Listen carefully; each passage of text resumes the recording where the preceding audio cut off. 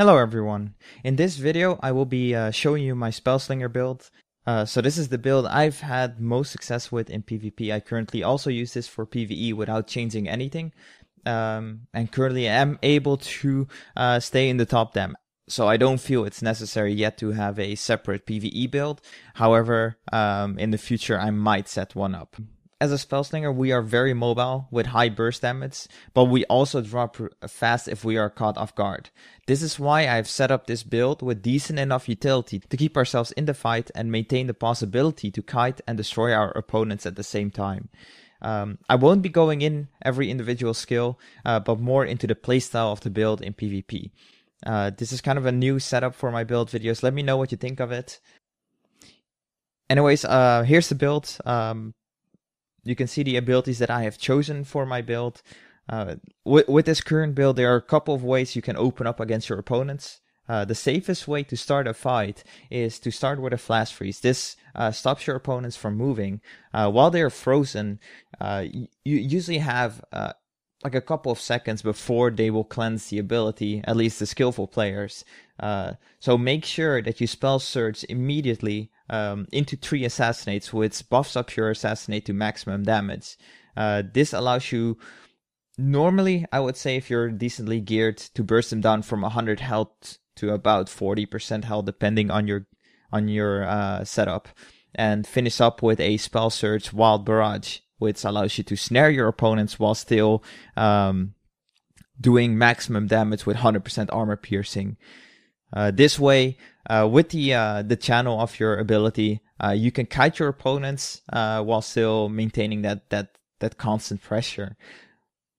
If you want to be a little bit more aggressive, and this is a way to buff up your damage even more, you can actually start with your normal quick draw, because we maxed that out to tier 8. It gives us a 10% assault power bonus.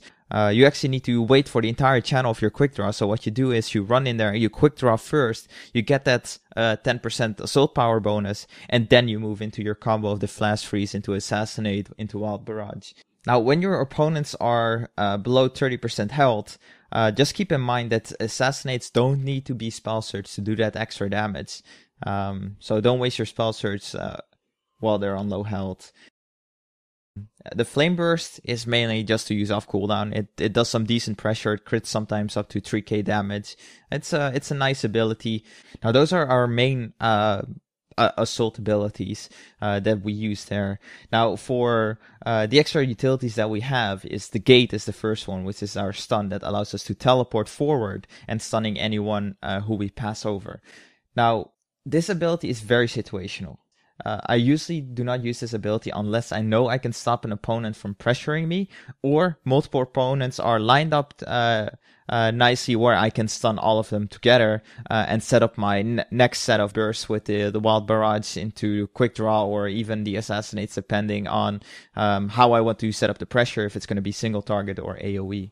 The reason why you don't really want to use this skill just to set up your burst is because it's an amazing escape ability. Now let's say you're being chased down, a warrior is staying on top of you constantly with pressure. Now this ability will now allow us to teleport away from the warrior and get that nice distance where we can actually continue our burst from afar without having the warrior attack us constantly on top of it. So just make sure to not waste it and get the full value out of it. Now Void Slip, it's our next utility skill that is also a very situational ability, but mainly used to remove any kind of nasty snares or stuns. When you're expecting an enemy to burst you down, just use that Void Slip. It'll usually put you in safety. I've had snares still continue through the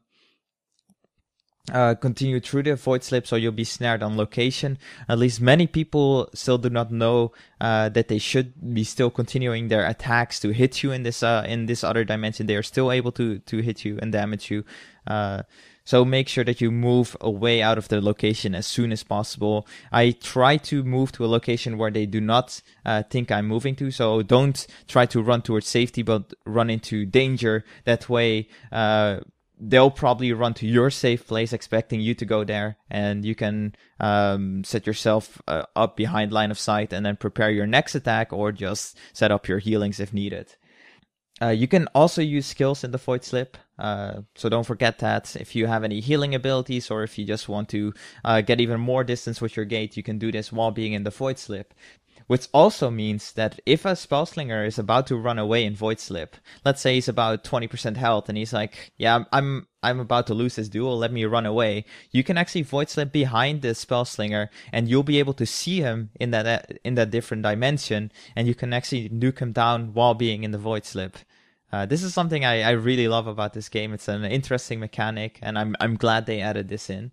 Finally, for our solo survivability, in the open world, so PvE, open world PvP, dungeons, that kind of stuff, battlegrounds, you can use astral healing. This is an ability that has a 26-second cooldown, which is quite long. It usually gives me the value that I need out of it, which is up to 10,000 healing if it crits. Which is quite nice. It's about a third of my health back in one go. It's an instant cast. You can also target your ally if needed to heal him instead. This is an amazing way to support myself, especially when soloing bosses or just killing players outside. In arenas, however, though, this healing is nerfed by quite a bit. Plus, I would rather have something that would support me and my ally more than just a single target heal. So what we do here instead is we take Runes of Protection, which has a 15-second cooldown, and this allows you to buff yourself and 4 more allies for 3,400 with my current gear, and if you spell surge it, up to 5,757 absorb for 10 seconds, which is amazing. On such a short cooldown to have almost 6,000 absorb, and to buff up yourself and your ally. This allows you to start up your fight with a decent of extra absorb, but also to, let's say your ally is about to get bursted down, or yourself are expecting a burst, you can defend yourself during that burst just by casting this ability. Now for the AMP setup, I've used the AMPs that help us the most in terms of setting up high burst and decent buffs that allow us to maximize our damage potential. Now keep in mind, this is without all the gems used. Also, I lack the AMP trigger fingers. Currently, I will switch out penetrating rounds for trigger fingers, which is one of the must-haves AMPs out there. So make sure to keep an eye out for it, and let your friends know that you're looking for one. Now this concludes my build. Hope this helps you out. Let me know if you want to see anything specific in terms of my build or any other content. Hope you guys have an amazing day, and see you next time.